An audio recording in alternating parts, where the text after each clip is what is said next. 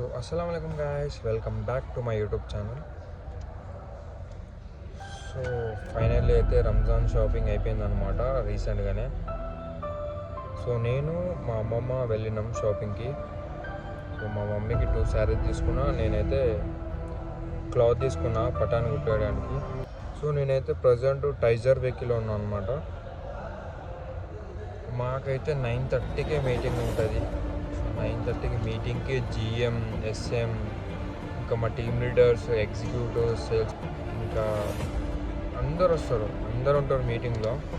So day plan ఏంటిది, అంటే ఏమన్నా సేల్స్ కాకుంటే సేల్స్ ఎందుకు అయితే లేవని అడుగుతారు. కస్టమర్తో కన్వర్జేషన్ కొంచెం లాంగ్ ఉండాలని చెప్తారు, కొంచెం గైడ్ చేస్తారు.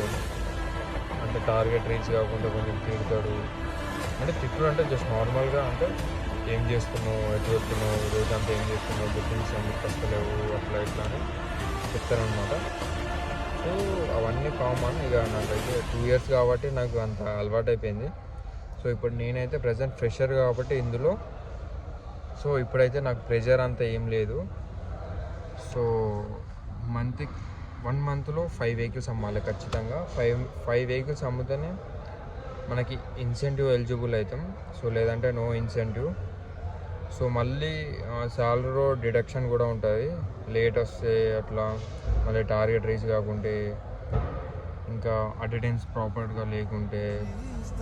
సో ఇవన్నీ ఉంటాయి, ఇవంతా కామన్ అనమాట. సేల్స్లో కొంచెం ప్రెషర్ ఎక్కువ ఉంటాయి. సో అవన్నీ తట్టుకొని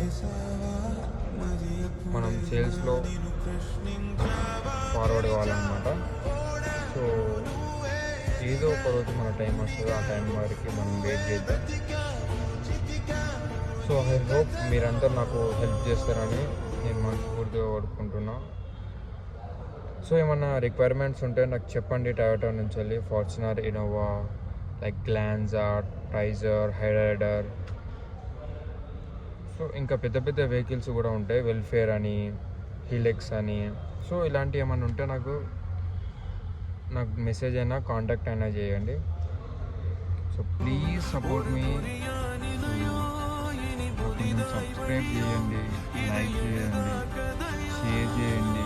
సో నేను ఇంకా కొత్త కంటెంట్ తీసుకురావడానికి ట్రై చేస్తాను. సో ఐ హోప్ మీరందరూ చాలా బాగున్నారని అనుకుంటున్నా.